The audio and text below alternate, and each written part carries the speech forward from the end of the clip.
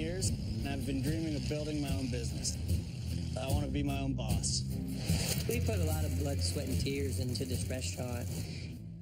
I live to cook and die to cook. That's my motto in my life. I need help. This is my dream. And I'm not working for the man. This year, 6 million small businesses will be born in the U.S., generating over 8.5 million jobs. Owning a small business is an American dream. But opening a business takes money. And these days, 80% of small business loans are rejected by banks. The fact is, most small businesses fail. Now, there's a new trend fueling the American dream. Self-made blue-collar investors are leaving the banks behind, writing checks for a piece of the action, and bringing their sweat equity. We ain't going to no banks. They are blue-collar backers.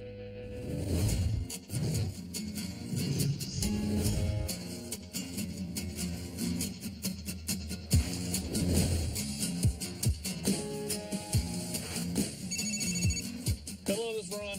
Hello, Ron. I understand you might be able to help me out. My name is Ron Douglas, and I help businesses make money.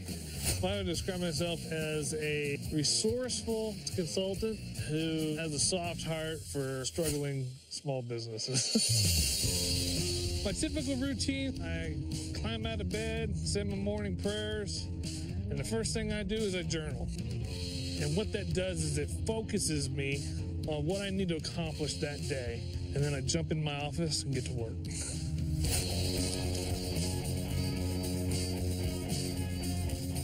Gee, that was less than 100 feet.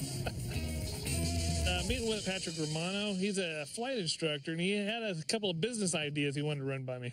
How's it going, bud? Good to see ya. That was a pretty short landing. Thanks. The winds didn't make it any easier. I've been teaching bush flying for 10 years, and I love it. It's my passion, and I love teaching people to fly in the backcountry. My company, Backcountry Aviation, offers seminars all over the U.S., and we've seen some awesome stuff along the way. I've always wanted to own some airstrips for a backcountry flying school. And that's why I got to go to Ron, because no bank would touch anything like this. My company puts on aviation seminars for backcountry safety. Okay. Our problem is that if people come here to do training, which they do, we don't have an interesting place to take them. When we're talking about backcountry strips, we're talking about rough and remote terrain where there's no traditional runways. What I'm looking to do is find a swath of land where we can build dirt runways for student pilots.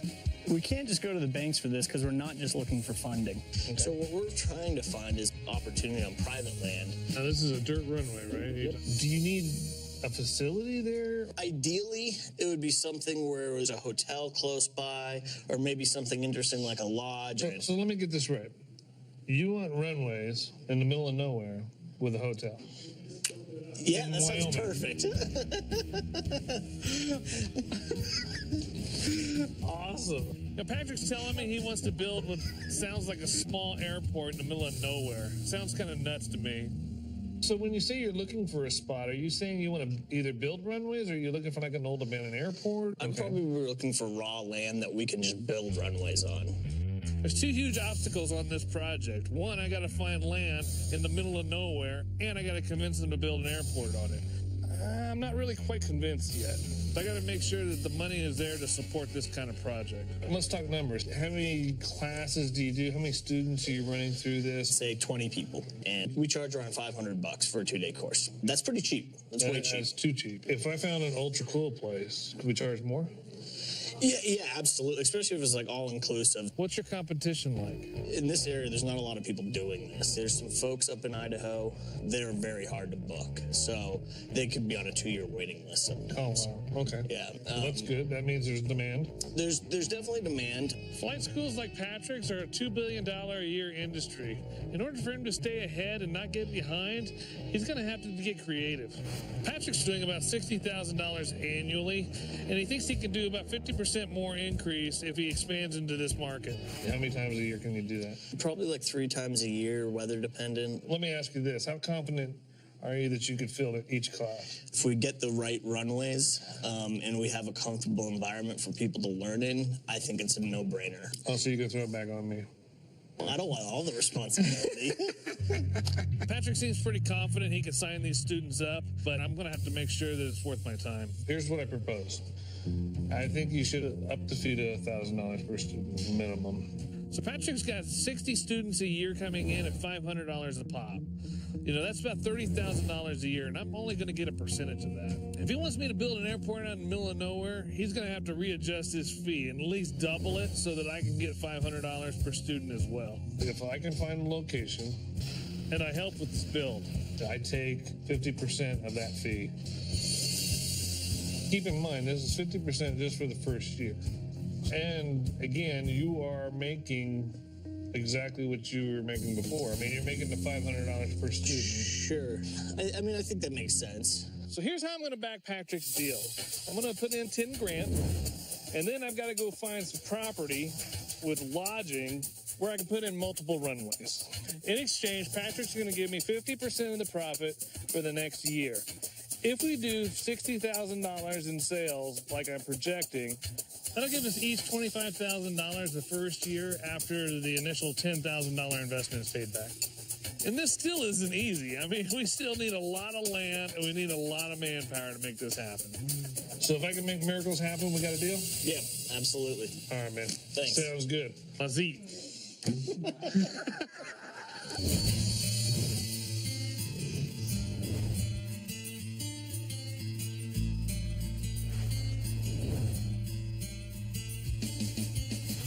You have an open area here on the north side. So we're looking at somewhere between, 15 to 18,000 investment on our end. I'm Cam Roberts. Are you sure you're Cam?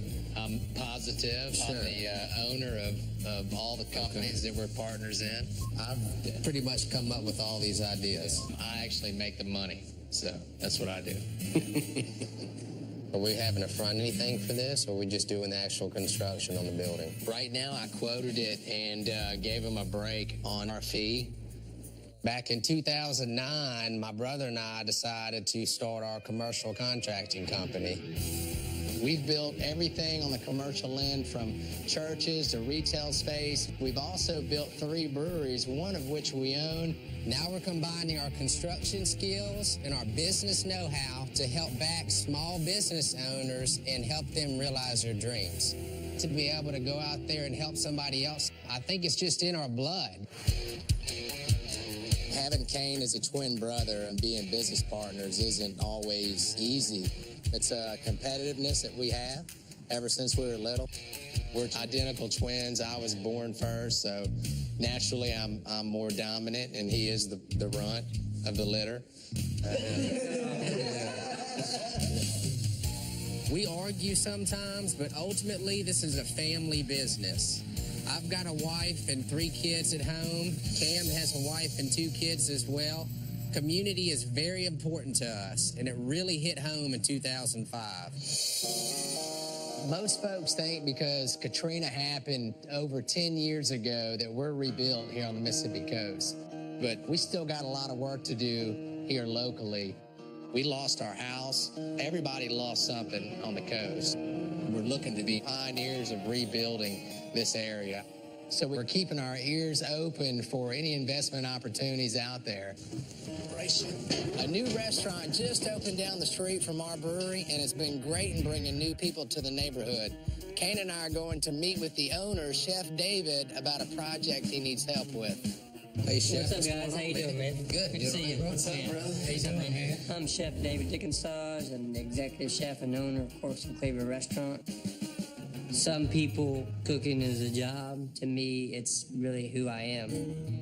I grew up here in Gulfport and moved to New Orleans. Got nominated top 5 best new chefs of Louisiana in September, and this building came open. Me and my family decided to go into business together. My older sister's my partner. My wife, she works in the office with me. My mom's a hostess in the daytime. So we put a lot of blood, sweat, and tears into this restaurant. I have an idea to use this unused space that's attached to our restaurant already and turn it into a market. The issue is that we've already spent about $250,000 getting this restaurant off the ground. I definitely don't have the money to get it going, and going to the banks is definitely not an option. So I'm hoping really that Cam & Caven will help us out. When you take on a property, you want to utilize all of it, man. We're paying $6,000 a month, 5,600 square feet, and I figure 1,000 of that's just wasted sitting there. Downstairs from where we're standing right now, Chef David's got 1,000 square foot space that's going completely unused. If he's paying $6,000 a month total, then that means he's losing $1,000 a month in revenue for not using that space. I have an idea to turn it into like a market, organic market, selling some products, whether it be baked goods, you know, all my meats, all my vegetables. I've scoured the whole area. There's no organic market. This is a great idea. Organics are through the roof right now. Demand for organic products has grown by double digits every year since the 90s. And Americans spent more than $39 billion on organic food products last year alone. But there may be a reason why nobody has tried it here on the coast, and Kane and I need to find out why. The coolest part of it is that it's backed up to Fishbone Alley, and you guys know just how much hype right now is on Fishbone Alley. Oh my God, talk about that all the time. Yeah. City of Gulfport is pouring over $250,000 into Fishbone Alley to transform it into a funky downtown destination. It's due to open in 6 weeks, and it's going to be a lot like Pirates Alley in New Orleans, a pedestrian area that attracts many of New Orleans' 9 million visitors each year with its cafes and bars. You can't just jump into somewhere like this just because it's on the alley. You never know how much money is going to have to be put into the actual space. I think when you see it, you'll definitely be excited. I do feel like I'm a little bit more of a risk taker, and he keeps me kind of where I need to be. But it's good to have that. Now, if it was vice versa, and so basically what he just said is that he needs right me, decisions. so he didn't make poor decisions. So how much farther past this wall is the alley? Yeah, it's right behind this wall, probably about another 25 feet or so. What kind of cost or budget are you looking at total? I don't know construction, but from doing what we've done up there and then the equipment being $12,000 and talking about decor and a few other things, then plus demo and then construction. Tell me if I'm wrong, but I was thinking like 85 grand. What do you think? Coming up. Are you up? It looks like he's fighting the wind a little bit. Man, the wind is really squirrely. Holy. We're over here at Corks and Cleavers meeting with Chef David, and he wants our help on a new business that he's wanting to start. What kind of cost or budget are you looking at total? I don't know construction, but from doing what we've done up there, and tell me if I'm wrong, but I was thinking like 85 grand. What do you think? It seems high to me for this space, but I mean, you never know till you get into it. There is some demo to be done, ripping this thing up, putting some decor, the equipment. From experience, 85 grand is extremely high based on the square footage. Now, most of the money is going to go towards refrigeration and equipment once the space is ready. I think we can get this done for under $35,000. If we can get your construction costs down to around $25,000, maybe we can work out something where we get a percentage of the market's business. Even estimating low at 20 people a day to come in and spend $20, that could equate to 10 grand a month. I believe this market has even more potential than that. Kane, I'm in if you're ready to do it. I'm just concerned about getting people in here for something like this. I have to have them to do this deal for sure. I mean, I'm just so vested in this restaurant. Before we can get on board with this project, we need to check to see how good the customer base is going to be. The first thing we need to do is look at demand. I think we need to visit another business outside of Gulfport and have proof that people are going to show up for this type of business.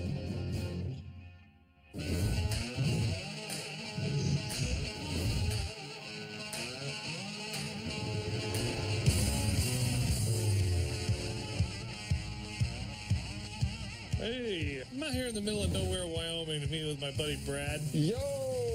I'm going to talk with him about Patrick's idea for a flight school. Ron, how you doing? Good, bud. Long time no see. All right. right. Yeah, How good you to see been? you. Real good. Man, I forgot how beautiful this place is. Oh, yeah. So I met Brad a couple of years ago on a hunting trip out here, and I remember the lodge immediately when Patrick came up with this crazy idea. Patrick's wanting to build some dirt runways along the Front Range. I'm backing the project, and I'm expecting to make 25 grand the first year.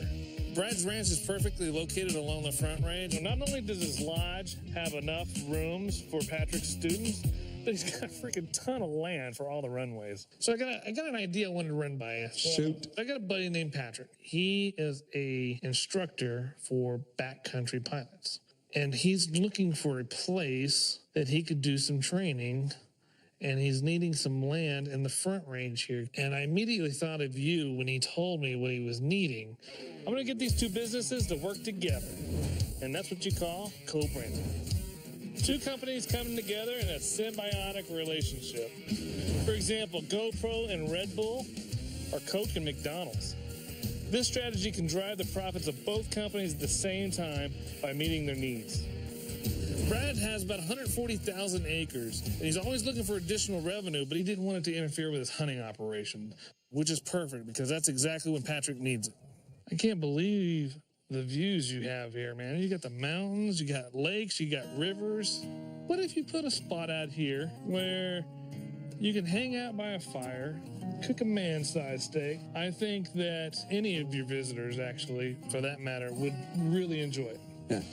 If you could build that, and I could increase your revenue by bringing in some more people into the ranch Right. to offset maybe the building of the kitchen, Yeah. would you consider doing it? I kind of like it. It's just, what kind of cost you thinking of something like that? If I can keep the runway cost bill down to around $7 grand, between the money I save and a little elbow grease from Brad, I think we can knock out the outdoor kitchen as well. It wouldn't cost much because it's just reclaimed wood, you know. I mean, you know, nice grill, of course, man screw, man. Sure. You know, and then, you know, and then a fire pit, you know. I don't think it'd take you too long to recoup your cost of the kitchen. Okay, I'll work on this kitchen thing. You'll put in the backcountry runways. Yep. In exchange for that, you'll bring in the pilots, you'll bring in the airplanes for the backcountry stuff. Exactly. And you'll get the income from all that, all the backcountry camping. After the first year, you and Patrick can team up and then run with it, and I'm out. Yeah, yeah. Sound good? I like it. Yeah. We got a deal? Perfect. The front flying season only a few weeks away, and the land deal all figured out. We got to start building these runways now.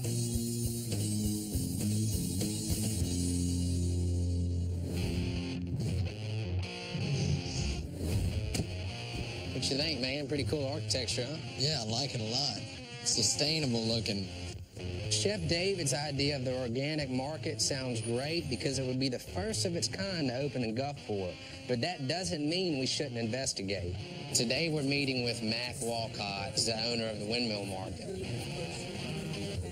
I love your place. Yeah, but it's real important for us to actually talk to an owner who knows the numbers of this place to help us make a decision whether or not we want to invest in a project in Gulfport. It's a lot of money. You know, it's a lot of cash. I earn most of the cash with the company, so if I'm going to go invest it, I want to know. So, Mac, I got to ask you a question, man. Is it profitable? Oh, absolutely. Retail is all about traffic. An average day, 4 to 5 grand. Our killer day that we've had is about 12 grand. There's several different elements here that draw people in, and Max stressed that. The thing that really is the heart of this place is our kitchen here. This is Sweet Olive. Our whole goal is to what you see in the coolers, what you see in the gardens ends up on your plate. That's what it's all So about. everything is coming out of the cooler over there, and they're cooking with it right here. When people find out that that's from our farm or a farmer they know, they light up and they say, this is real. Authenticity is what we're all looking for, and that's what y'all will be trying to do. Yeah. Not only is Max Market profitable, but this type of crossover appeal between the restaurant and the market is exactly what we can do with Chef David.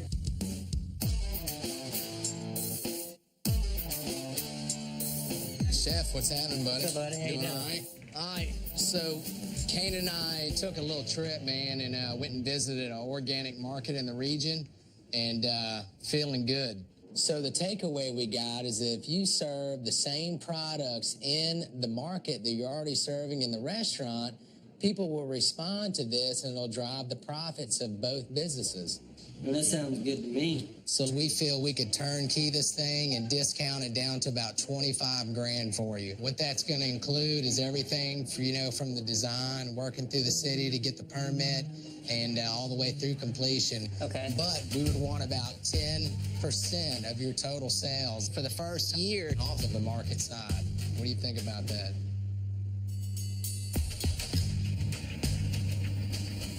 And that seems fair for that amount of startup capital, for sure. Yeah, I think it is a really fair deal. We really think this is going to be successful. We'll get our money back quick.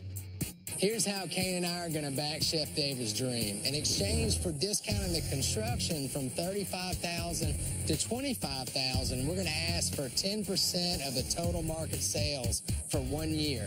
If our projections are right, Chef David will gross $200,000, and Kane and I walk away with 20 grand. All right, man, let's make it happen. All right, dude. All right, Appreciate it, man. Good to see you. Thanks, Chef. All right, buddy.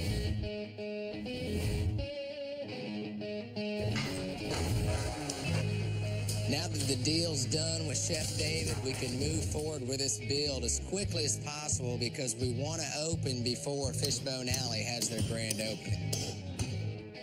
Right now, we're ripping out a bar and we're removing a wall that separates the front and the back of the space. We also have a massive walk-in cooler that we have to remove and figure out a way to cut a hole in the back wall of the market so we can open it up in the Fishbone Alley. The site for Chef David's Market has a wall that actually butts up to Fishbone Alley. If we cut a hole in this wall, we can siphon some of those potential customers up and down the alley into the market. Also, we've come up with an idea. We're going to make a window in the back of the market for a fish tank. When people are walking down Fishbone Alley, they can actually see our fish through the window. If we get 20 people a day to come in and spend $20, that could equate to 10 grand a month. And that 10 grand for Chef David could mean the difference between success and failure, not only for the market, but the restaurant as well. Unfortunately, we've discovered our first major setback. I just got a set of drawings from the city for Fishbone Alley, and I go to the back of the market, and I want to see where the best position is to put the door. And the first thing I notice is the design has dumpsters lined up all across the back of the market. Oh, buddy, ho, ho! Woo! We're about to cut a hole in the wall for our storefront entrance, which is the largest aspect of this project.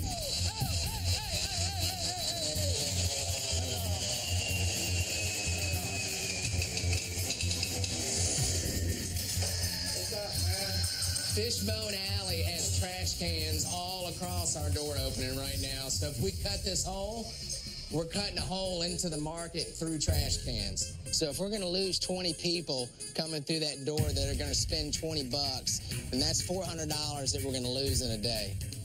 So I'm going to have to go back to the city, get them over here, figure out if they can move the damn dumpsters for us, and we can move forward. If I don't get that done, it's going to put the entire project in jeopardy. Oh, buddy, ho, ho!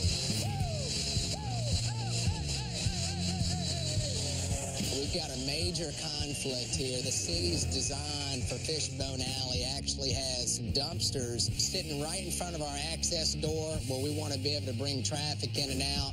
Luckily, we've built a relationship with the city, and that's important whenever you're running a small business because there's no avoiding working with your local government. We've got a meeting with the mayor. Hopefully, he'll help us out. Hey, man. Mayor, how you doing, sir? Doing good. All right, let's see what you got here. Yeah, we're really excited. So the main goal here is, our back wall opens up into Fishbone Alley. Yeah. So if we can get this traffic in through the back door, it would just be so key to this business being successful. Well, our first answer is never no. We just need to find a way to make some accommodation. Well, can I take you around the back to take a look at the... Let's see what your problem is. If a business owner has an idea or wants to make it where it's either more accessible or more successful, then we have to listen to them. Where are they supposed to go right now? Right now, they're actually, this entire sidewalk is full of dumpsters. They're going from where this downspout is all the way pretty much to the next downspout. The whole point in making Fishbone Alley work is to get people to come and go and make it easy to get in and out. I don't think that the project could work just going through the front door. I really don't. You want to have a draw there, so I understand that. And the more foot traffic you get, the more customers you get, the better you do. So yes, sir. I think there's an accommodation we could have here to make it work for you and for us. This is huge. The fact that the city is going to work with us could mean over $100,000 a year in sales. We also want to put in a saltwater fish tank and put a couple of our redfish in it. Oh, that'd be cool. Yep, and I need at least 10 foot to this side to where I can incorporate the aquarium. If we do this, is this going to cut down on the number of calls you make to my office on a daily basis, or is this going to still be...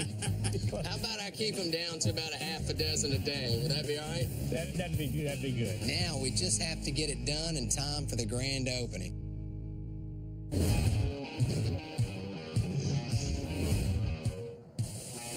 I'm on the way to Brad's Lodge, but first I'm here to meet with Colin. He owns a scooter shop that's run into some cash flow issues. How you doing today? Good. How are you? Good. Not bad at all. Ron Douglas. Colin. Nice to meet you, Ron. Nice to meet you. I really like these old scooters. Thank you. We've been in business since 1997. I love scooters, and I always have. And that's what drew me into this business. What's this one here? This is awesome. It's a 1960 Lambretta LI 150. Nice, man. Over in Europe, scooters are huge. I mean, they sell those things like crazy. And here in Colorado, they've seen an upward trend and the sales are improving. I love motorcycles, and I kind of secretly like scooters too. Anything with a motor, two wheels, and it does most of the work for me, I'm all about it. Honestly, outside looking in, I would think this business is rocking. Boom was 2008. Gas hit $4.19 a gallon. Oh, yeah, I bet that was really good for scooters. It was amazing. And then right after that, what happens?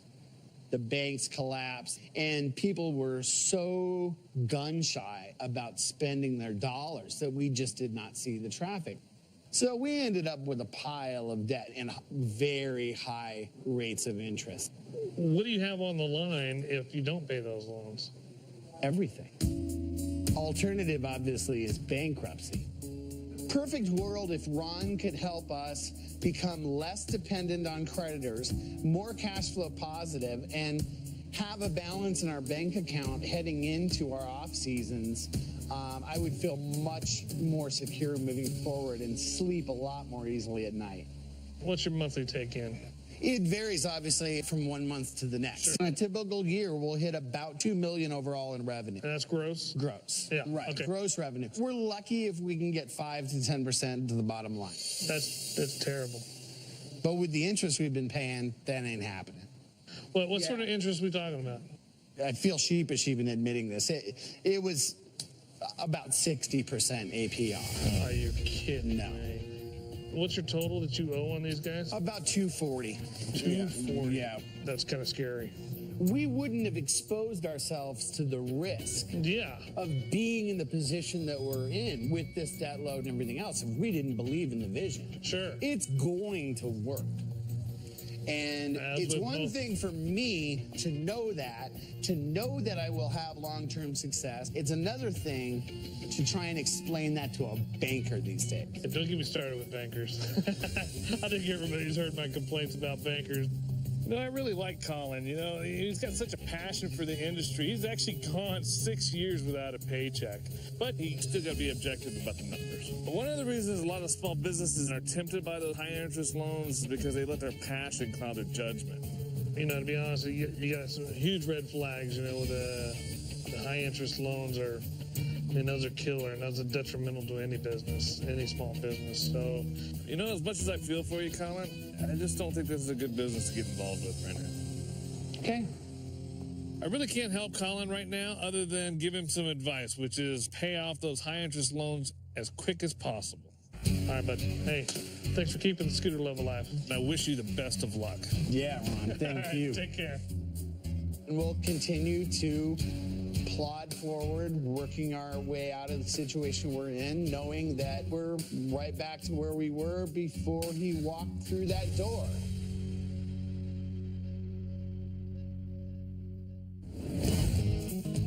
After leaving Collins, I'm heading up to Brad's place. The outdoor kitchen is underway, and with Patrick's help, I managed to gather a team, most of them pilots and Patrick's friends, to help get this build done. We're building 5 different runways at a cost of about $1,500 a piece. That's including time, travel, and labor. Riding on the back of the truck. This isn't going to be like a commercial runway with all those flashing lights and arrows and all that nonsense. You know, this is meant to be bare bones. All we're doing is getting rid of the vegetation and using railroad ties to smooth out the terrain. The whole point of this class is to teach Patrick's students to land in the middle of nowhere without the aid of, wind socks and lights. How's it going? You guys getting it done? Oh, yeah, we're getting it done. All right. How long is the runway? Well, we've got almost 1,100 feet to here. 1,100 feet. We've got another, 800 feet up the hill. We've got a small crew here, but this job is huge. What do you got to do on this thing? You just got to hang on. We've got about 5 runways we're building all the way across the ranch, ranging from 800 feet to 3,500 feet. This gives a nice variety for Patrick's students. Yeah. There you go. Yeah. All right, gas it. But not too much. Seems like it's digging in a little more than you guys have been. Yeah, I wonder why it's digging in so much on this side. Hillbilly water skiing right here. It's all about leaning on personal and professional connections. This group of guys really know what they're doing. We're able to knock this out, reduce the cost. So we made several passes with the railroad ties until the experienced pilots gave us a thumbs up and they thought it was smooth enough for us to land. Hey, Patrick, are you up? Well, we got the runway completed, but we want to test it out, so we're going to have Patrick come over and take a land, see how smooth it is. Wow, that looks amazing. Holy. It looks like he's fighting the wind a little bit. So the wind just picked up. We're probably 10 to 15 gusting. I feel like they're in the 30s right here. Building in the Front Range of Wyoming still has its challenges, though, because we've got a lot of wind up there. It's actually one of the windiest states in the country. The wind is really squirrely, like really squirrely. Yeah, we can tell. You know, this is a little scary. If it's a challenge for Patrick with his experience to land on these runways, how in the heck are we going to get students out here with no experience to land on them? I mean, this could put the whole thing at risk. Coming up. I've been laying awake thinking about this 3,500-foot runway. Where the proposed runway is right now isn't going to work. Without this, we don't have a flight school.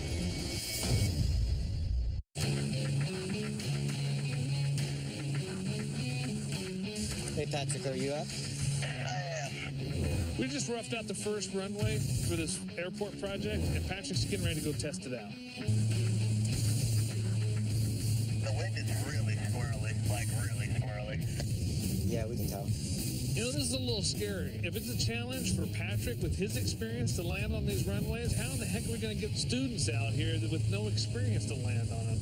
I mean, this could put the whole thing at risk.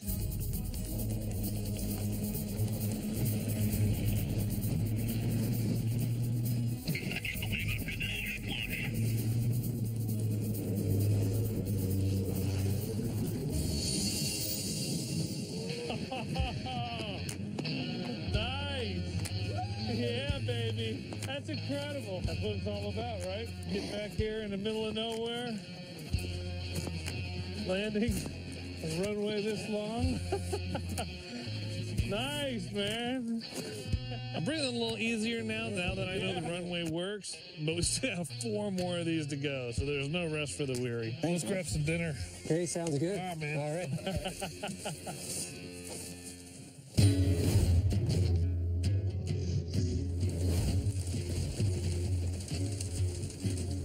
We've had a major stretch of rainfall that's delayed the city's plans to open the alley by several weeks, but we're not going to let some bad weather hold us back. We can't stop. We've got money and time invested into this project, so even without Fishbone Alley, We need to open. We need to generate some revenue. Here we go. Awesome. Easy. I know it's kind of scary opening the market without Fishbone Alley being done, but the word is already out, so I'm hoping for a great turnout on opening day.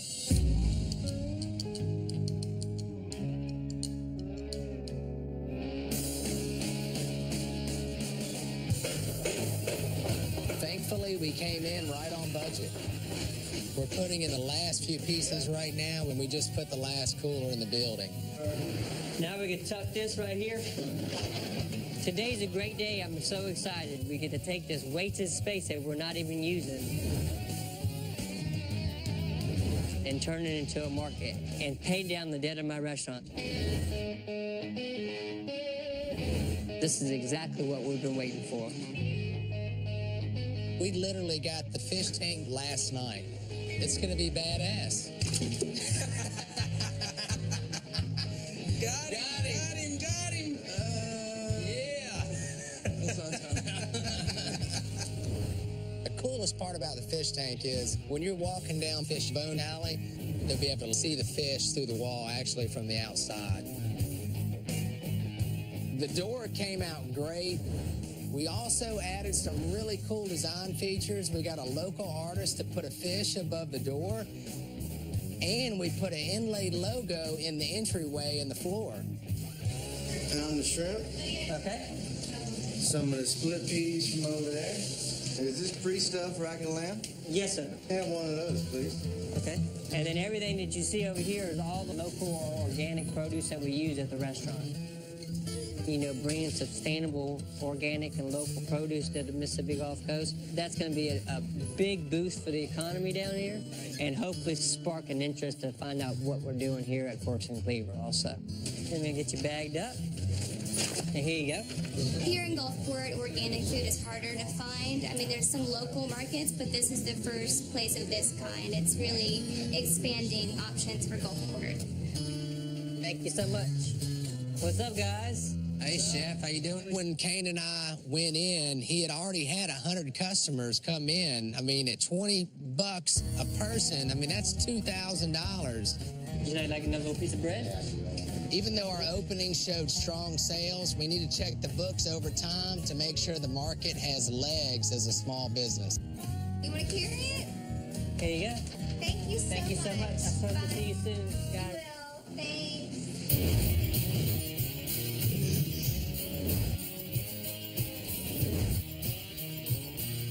So we're going to get that big 3,500-foot runway done today? I'm a little bit nervous about that runway. Today's the last day, and we're building a big 3,500-foot runway. It's kind of the centerpiece of this whole project. A couple of issues. First of all, it's so long that we're going to have to go across that hay field. And so when I'm trying to hay it, I'm going to have to cross that runway every time. That just isn't going to work. I've been laying awake at night thinking about this 3,500-foot runway. I'm agriculture first. That's what I do. And so if I have to tear up a hay field to make a runway, it's kind of like I'm losing dollars to make a dime. So what if we got it down to like 1,100 feet like the other ones? But the trouble is then it's only 1,100 feet, and that doesn't serve the purpose I think that Patrick was wanting to do with that training school stuff. Well, it sounds like we really need to talk to Patrick about this and get this figured out. Patrick's in the area, so I radioed him to meet us at the site at the proposed runway.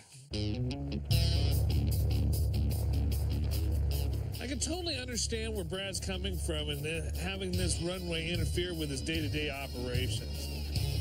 But we got to have this 3,500-foot runway because we got to have a place for students to land that aren't trained to land in short distances. Without this, we don't have a flight school. See if we can get some things worked out here. What's up, man? How's it going? Step into my office. Brad's a little concerned about this 3,500-foot runway we got to build. What's the main issue with it? Yeah, so it's going right across the hayfield, which is the wrong direction. Yeah, exactly, perpendicular to the way it's farmed. What about shorter? You could probably make it a little bit shorter, but then you start limiting who can come in. The people who take this class need a safe place to go. The less long, the rougher it is, the less people are going to come. Mm-hmm. So it really just depends on, do you want to try to get more traffic and make more money? Plain and simple. Patrick thinks Brad can charge about $1,000 per student to stay at his lodge. With 60 students a year, that's another $60,000 in income for Brad. I just need to remind him of that. You are getting 60 new potential clients every year. That's $1,000 a piece. That's $60,000 a year coming in. Here's my gut feeling is that where the proposed runway is right now isn't going to work. We can put the runway somewhere else on our property as long as it isn't on that hay field. We can move it a couple minutes from the lodge. Yeah. Oh, yeah. So the goal here is to move the runway over as close to the lodge as possible. Unfortunately, we need like 3,500 feet in order to do it. And then on top of that, Patrick's got his first class in a month, so we're really up against the deadline.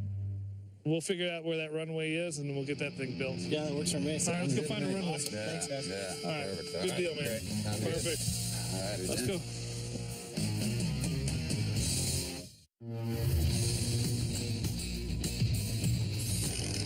We're building the outdoor kitchen as an added draw for Patrick's students. So you want me here? Yes, sir. Ready? You know, this will be a great place for them to kick back and relax and enjoy the scenery after a long day of training. Oh, yeah. Patrick's students are paying more than they used to, but the outdoor kitchen, the lodge, the scenery, you know, all that justifies the cost. Plus, Brad's hunting clients will get to be able to enjoy the outdoor kitchen, and, hey, it's an outdoor kitchen. I'm definitely going to be enjoying it, too. I'm envisioning. I think it looks awesome.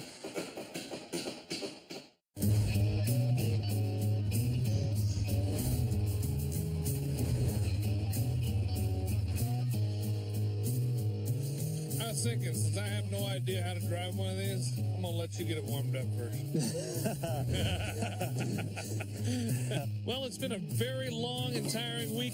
We've got 4 runways done. We're completing the 5th right now. All the labor has pretty much gone home. Brad and I are out here wrapping up the final runway. Yeah. Woo. We had to get creative on those other runways because they're out in the middle of nowhere. But on this one, it's right next to Brad's lodge, so we'll be able to use his grader. That's what I'm talking about. Heck with no railroad tie and a chain. Nah, we can get it done in an hour. This is what we call modern day mining. We're taking money out of the ground here. We're going to make about $60,000 from sagebrush and dirt, 2 days in the middle of Wyoming. It's been a very long weekend. I'm tired, I'm sunburned, I'm hot, but it'll be totally worth it in a couple of weeks when the money starts rolling in.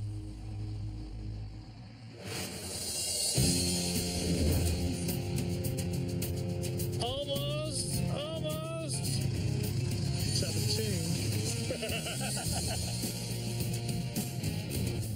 These runways don't look like much, but that really is the point. You know, these pilots are being trained to land in the middle of nowhere. There's no lights, there's no flags, no arrows, none of that stuff matters. And it saves on the cost. So at the end of the day, it puts more profit in our pockets. It's like having our own little personal playground almost in our backyard. It's just so much fun to be able to come up here, fly around, beautiful views, challenging strips. It's a dream come true to be able to have this and utilize it. How's it going? How do you like the runway? I like it, man. How do you like it? I That's like the it. more important thing. I like it. With these dirt runways in the middle of nowhere, we're going to be able to make 60 grand a year, no problem. 60 to 100, actually. Yeah. The whole business model should be making at least $100,000 a year, I would imagine, in the next 2-3 years. Somewhere like that, yeah, I think so. You know, the deal is to have Patrick bring in about $60,000 in his first season, and I think he's on pace to do more than that. We just got to get these students booked. So how's it looking for the classes? We've got people lined up for the first one. I think we're going to have to limit how many people we can actually take. Okay, because good. everything's been by word of You mouth. have to turn people away. Yeah, That's what I like to hear. Okay, good. Let's grab some dinner. With the runways in great shape, it's time to see how that outdoor kitchen turned out. Steaks and grilling, it all came together, didn't it? Yeah, that's what we talked about. That thing is a 5-burner stainless grill, man. This sucker's 42 inches long. This outdoor kitchen, I'm telling you, it's really going to increase the experience of all the hunters and the pilots that fly into this place. You know, once word gets out about how neat this place is, I think it will be really easy to book these classes out. There's really not too much out there like it in the world. It's cool to be able to have that opportunity. No bank ever would have lent money to build runways and land airplanes at them. So the fact that Ron was able to come up with something like this is really awesome. I'm super thankful for it because it's not something I could have done on my own.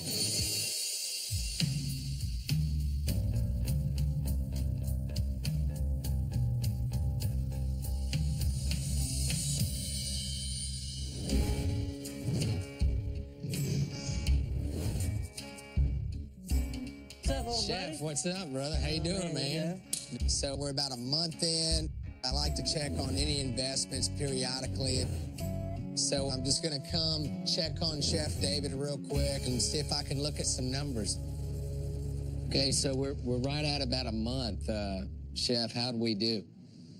I mean, you know, you see a lot of good foot traffic coming in. We were at about 5,000, 5,200 the first week and about $6,700 the second week. The good part is we thought that people were going to spend about $20 a person. We're looking at more like $25 to $30 a person, which means more at the end of the month, more bills they can be paid, and of course, more profit. Man, I tell you, that's impressive because, you know, the city hadn't opened the alley yet. I mean, the foot traffic, when the alley opens, it's going to be double. Chef David pulled in 24 grand in the first month, all on an existing space that he was already paying for. Those projections were made based off the fact that Fishbone Alley would be open, and it's not. So when it does open, I feel confident that our sales number is going to shoot way up. That's really good, man. I'm happy. Awesome. That's good. Well, cool, man. If you Thanks, need anything, Chef. let me know. I'm always here. No doubt, bro. All right, buddy. Appreciate it. This is the kind of project we love to be a part of. It's a smart business idea, and it helps rebuilding our downtown Gulfport. Yeah, if we can make money while bringing life back to our town, it's a win all around. Seeing people believe in people, that's the main thing. And to have Cam McCain taking somebody like me and helping them move to the next level of their dreams, that's a phenomenal thing.